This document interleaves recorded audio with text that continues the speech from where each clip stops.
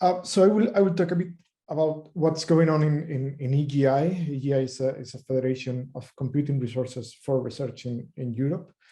And well, I want to first give a bit of introduction of what is EGI for those who don't know about us, and explain a bit what we have in what we call traditional baseline compute services, which is the high throughput compute, and the cloud compute, cloud container compute, which are kind of the base of everything that we have.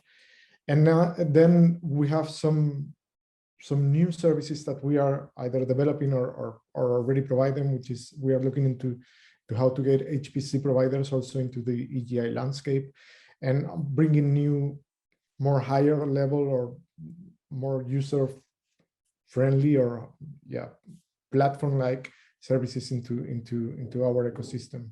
And then I will talk a bit about the EGIS project, which is our flagship European project, where we are delivering most of these services to the researchers in Europe. So going ahead with this first introduction to EGI. EGI is a federation of computing resources. We have here the mission and the vision and the mission. So the vision of EGI is to make that all researchers have seamless access to services, resources, and expertise to collaborate and conduct world-class research and innovation. And the idea, we have the mission to make it happen, which is delivering open solutions for advanced computing and data analytics in research and innovation. We have members of the EGI Council, so the people, the institutions participating here. Most of them are countries, but we have also individual organizations or research organizations within the countries participating. We cover most of Europe. So we have 21 countries, and then we have 5 international research organizations and 1 institutional representative. This is a country that is coming with just one institution instead of the whole country. International research organization, the most famous one would be CERN, just the host of the LHC, and where WLCG, the LHC computing grid, is mostly managed. We cooperate a lot with them to coordinate the whole federation across Europe. So what we do is, besides Europe, we also care about connecting to other parts of the world. We have memorandum of understandings with several infrastructures worldwide. So we cover most of Asia, Africa, the eastern countries of Europe. And then we have also Compute Canada and OSC. We have a memorandum of understanding signed with OSC since 2020, which is meant to cover the support for international communities, establish technical working groups, organize joint call for use cases, and also harmonize and align operational activities whenever it's needed. Most of these activities are related to this WLCG, so the LHC computing grid, which is kind of the big common use case that we have between Europe and the US, driving this collaboration. We have all the computing services that we have classified in this catalog. We have like big categories. The first one would be compute, which is what I will mostly cover today with this traditional, as I said before, computing services. So we have the cloud compute. This is a federation of Openstack providers that are available through a common authentication mechanism. So you can log in with the same account everywhere. And we have common accounting, common monitoring, and common management of images within all those OpenStacks. We have the cloud container compute, which is a set of tools to run Docker or Kubernetes on top of the cloud compute providers. And we have the high throughput compute, which is what is used to be called the grid. So basically a pool of providers which have an HT-C or ArcC in front to be able to access and run jobs at larger scale. Besides the compute services, we have storage and data. Mostly this is online storage to access the data you want to analyze within your compute jobs. So it's storage related to the compute that we are delivering. Then we have the applications, which is this higher level tools. The most relevant here would be the notebooks. So we provide a Jupyter notebook interface where people can just run their interactive applications. And this is quite linked with the rest of the ecosystem. So you have your identity already available there, and you can interact with the rest of the compute services and submit your jobs from there. So you have like a integrated development environment for running your applications. We have security services, which is check-in, is our federated identity mechanism. This an IDP-SP proxy. So what we have is we join all the institutions in Europe, research institutions, we make them available for logging into our services. And then we have a set of training related activities.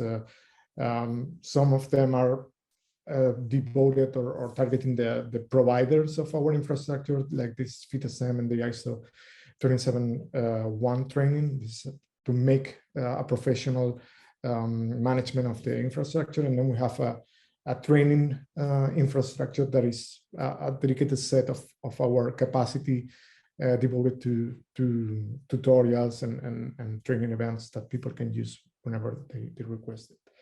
So going into the different services and what's kind of new or ongoing right now in the HTC Federation. So this grid, we are seeing lots of movement in the storage. Basically, we are changing technologies. We used to have one thing called DPN that is now end of life, and we are now introducing a new technology coming from CERN, which is this EOS storage. It's kind of the new, it's the same interfaces, so it keeps supporting all the grid users, but a completely new product. So we are now working on the integration, and we have another interesting service here, which is Rusio, which is a data management service that is policy-based. So you define in Rusio where you want your data to be available with a set of rules, and Rusio will take care of making that happen, moving the data around as needed. And we have now this available also, which is something new in the grid so far. And another big chunk of activities is moving from X509 proxy certificates, which is the basis of our services until recently. We are looking into moving that to tokens. And here is something that I know OSC probably is going way ahead than us in this activity, something that I believe we could collaborate to have a joint effort here in moving towards this technology of authenticating the users. We see there are different ways of handling or defining the tokens. We have the WCG, we also have the ARC tokens. These are not fully compatible, but we are looking into the compatibility, not just with WCG, but also in the broader landscape. In Europe, we have the European Open Science Cloud that goes for these ARC tokens, and we are looking into how to make them work together. And right now we are in a process of surveying all the EGI virtual organizations, so our groups of users, trying to understand where they are and what are their plans to then move into actual plans in the technology development. And we are also looking into green computing, which is something that also the European Commission is pushing for. We are looking into how we can deliver greener or more energy-friendly computing for the users. Right now, what we have so far is a task force where we're capturing and exchanging good practices around that area. Then the Cloud Federation, as I said before, this set of OpenStack providers. We have 27 right now, covering most of Europe, but we expanded towards China and South Africa during last year and this one. And we have, it's a growing federation. So we have in 2021, we have 4 new providers, so 3 in Europe and 1 in China. In 2022, we have this new in South Africa, and we are looking into expanding towards the Eastern countries because we have these collaboration agreements with them to make this cloud federation larger.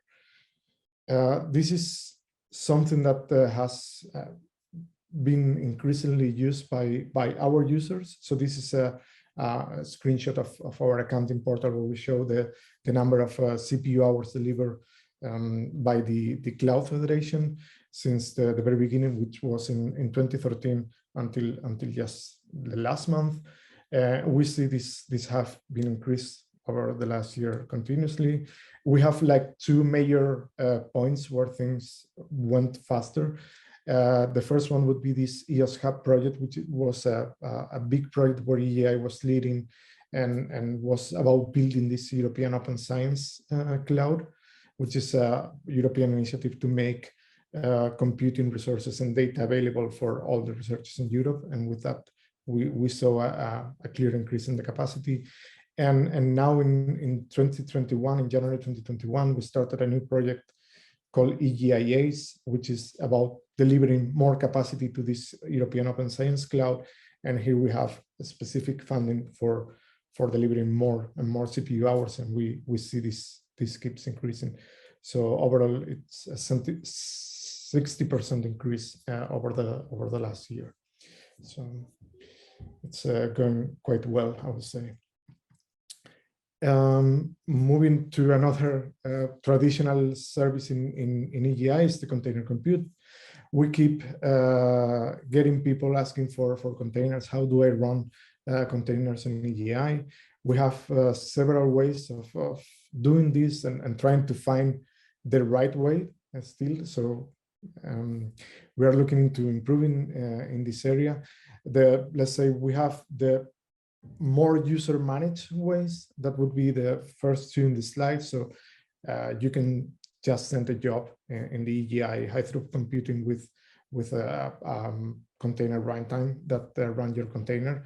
And we have two technologies here mostly. We have uDocker, which is coming from a European project. It's a container runtime that is able to run without any privileges. It's just a Python script that is able to take your container, put the image in the right format for the host that you are using, and then just run it without any kind of special thing.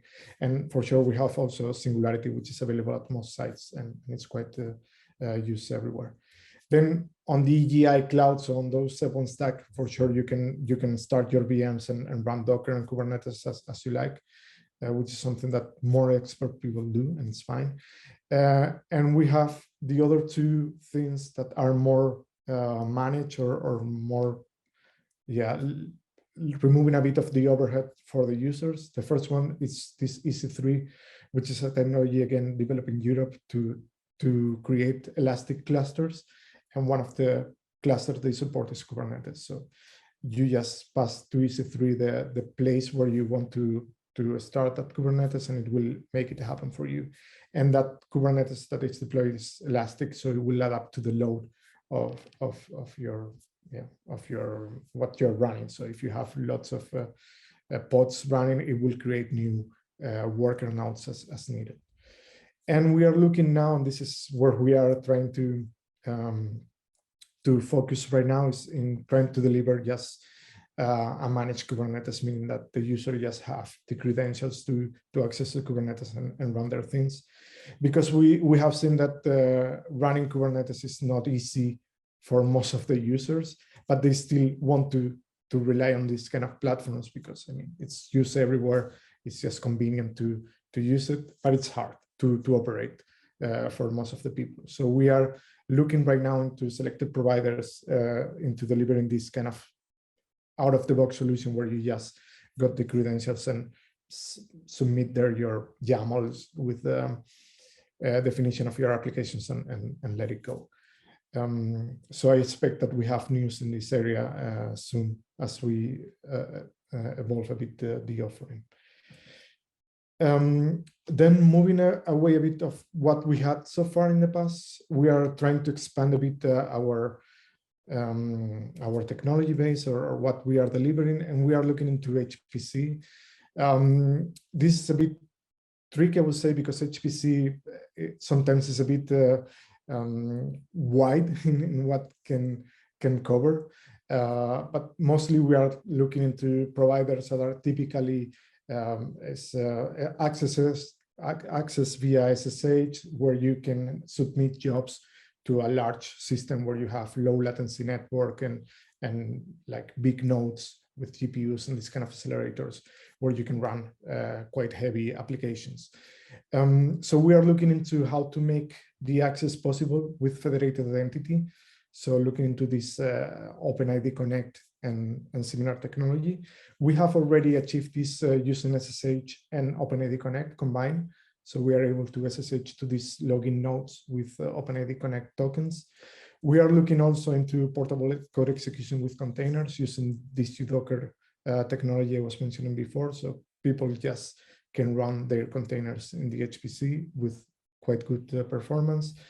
We are looking into how to make this data transfer possible, because we are trying to support workflows that have some HPC, some HTC, some cloud, and move data around. We are looking into several technologies here, so still something in progress. We are also looking into how to make these providers also available in the EOSC portal. This is the European Open Science Cloud entry point where people go for looking for providers and for resources. So we are also trying to define how to do that. And we are also looking into more low-level operational integration with accounting and monitoring. We already have the accounting chief, so we can have this kind of graphs I was showing before you for the cloud, for the HPC, and for monitoring, we are seeing how to do that. And the idea is to have by June 2022 this year, kind of an integration manual that covers all these aspects. We are doing this via 4 scientific pilots, trying to be realistic on what we deliver and what we should provide. And we have several providers involved there. So all of that together brings me to this picture, which is integrated tighter service architecture of EGI. So we are looking into integrated all kind of resources, so HPC, HTC, public clouds, research clouds, all in a kind of lower layer. That's basically resource provisioning, and then on top we have federated compute, federated identity, federated data that allows user basically to interact with all of them in a common way, or as common as possible way. So federated identity, we have the check-in. Federated compute, we have a set of orchestrators or workload managers that are able to talk with the different kind of providers in an homogeneous way. So people just interact with a single tool, and just the tool will handle the differences between the different providers. And as I said, we are looking into the platforms, into adding new stuff that is a bit higher level that can help users to get faster into use the computing. And on top of everything, we have this, what we call the data spaces, which are kind of thematic services. And we are, with this EGI project that I was mentioning before, we are trying to expand the offer also in combination with all the lower layers for users. Just to put here some logos of what we are delivering here. So we have this check-in I was mentioning, and the platforms, we have these notebooks and binder, we are looking into that. We have a set of cloud orchestrators that are able to run in any kind of underlying platform, your VMs. We have tools for machine learning. So this deep hybrid data cloud is a training platform. You just pass the model and it will take care of everything. This is the orchestrator I was saying before. So it takes care of submitting jobs, and several tools also in the data area. We do have this technical implementation, but also we have a lot of activities regarding the support. So we have 4 big areas here. So first we have what we call the use case shepherd. So for every use case, we assign a lead expert that will guide the use case and will be the kind of the broker between the use case and the underlying technology. So it's expert people that know a bit of everything and can guide and take a look into everything related with a use case. We have training program with a set of webinars. We have like 2 webinars every month, so it's quite complete, covering all the services that we have. We have quite extensive user documentation that we have completely reviewed over the last year, and it's now in a completely new server available here. And then we have all the underlying providers. They have support teams to deal with lower level issues and be ready to support any of the users. And with all of that, sorry, I wanted to show another slide, but just very quickly, we are looking into expanding the cloud, as I said before, and we are mostly focusing on 3 areas. So first is the check-in, having single sign-on across all the providers. Then moving data around with this data hub, which is allowing replication of scientific data to national clouds. And we also have this service, the AppDB, to move applications around in the different clouds. And we have the Chinese, the South African are already integrated, and we are looking into expansion into other countries. And this is a slide I wanted to show before, just to tell you, with this support infrastructure and the technical services, we are now supporting lots of communities from lots of different areas, so from humanities, health and medicine, climate research, energy and physical science, and environmental science. We are supporting all of them together with the technical services and the support activities. And all of them are already in, or most of them are already in a production ready state in this European Open Science Cloud portal. So that was it. I tried to cover lots of things, so hopefully you managed to get a bit of an overview of what we are doing. And yeah, happy to take questions if there is time. Yeah, we have a minute or so to take questions. Thanks, Enol. It was a great presentation. Looks like we have 2 questions. Dave, I saw you raise your hand first. Why don't you go ahead and unmute? Yeah, so I'm in particular wondering about Openstack, because this is something that we have not, I haven't heard anybody talking about that in the US, so about a need to have Openstack distribution, a cloud along amongst all the sites. And I don't know if you have any insight, or if someone else does, about why this is so much more of a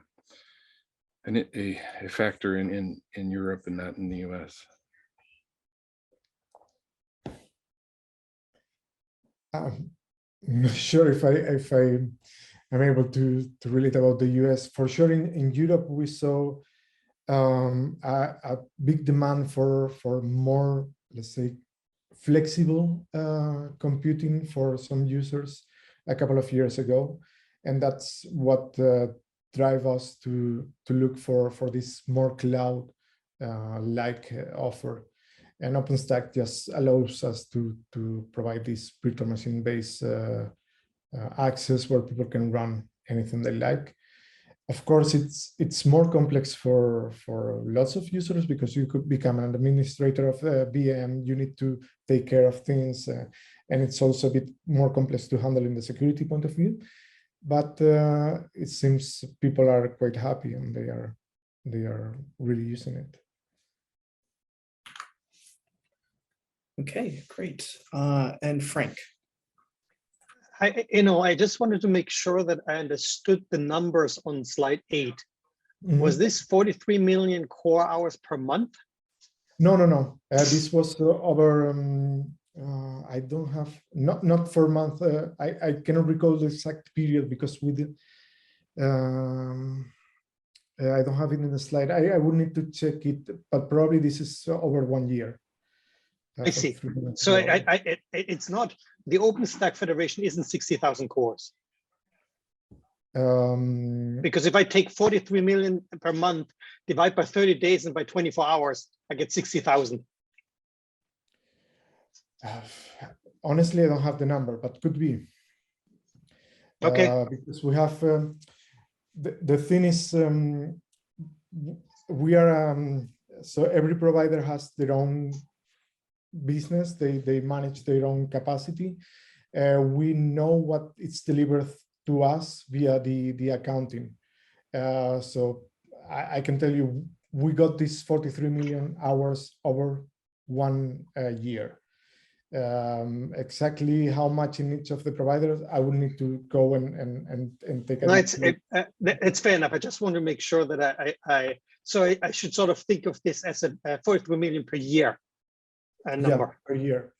Thank you. Mhm. Okay, thanks again, Brian, I see that your hand is up, but I'd like to keep us on track. We will have a short discussion period at the end here, right before noon. And also feel free to drop your question into the chat